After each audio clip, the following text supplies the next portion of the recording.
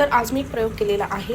तूप गाळून झाल्यानंतर त्याची जी बेरीज उरती ती आपण फेकून देतो, कारण ती आपण उपयोगाची समजत नाही. तर यूट्यूबवर एक व्हिडिओ होता की ती जी बेरी आहे ती त्यांनी पाण्यात उकळवली आणि पुन्हा फ्रीजमध्ये सेट करायला ठेवली. तर त्यानंतर त्या पाण्यावर एक तुपाचा तवंग येतो, एक थर तयार होतो. तो तूप असं ते त्यांनी परत काढून घेतलं, असं मी एका व्हिडिओमध्ये पाहिलं. म्हणून तोच एक्सपेरिमेंट मी आज ट्राय केला.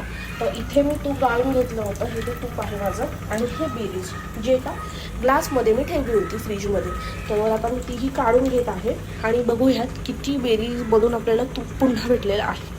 तर हे बघा, अगदी थोडंसं असं हे जे तूप आहे ते निघालेलं आहे, कारण अर्थातच ग्लासामध्ये मी ते गाळलं होतं आणि त्याच्यावरती एक जो लेअर असतो ते तुपाचं असतं, तर ते मी काढून घेतलं. फक्त एक काळजी याच्यामध्ये ही घ्यायची आहे की आपण जेव्हा पण ही बेरीचं जे तूप काढतो ते पहिले यूज करायचं, एक सेपरेट डब्यामध्ये ते ठेवायचं आहे, मिक्स करायचं आणि ते पहिले वापरून टाकायचं आहे. व्हिडिओ कसा वाटला कमेंटमध्ये मला सांगा आणि तुम्हीही नक्की ट्राय करून बघा आणि मला कमेंटमध्ये कळवा. Okay, bye.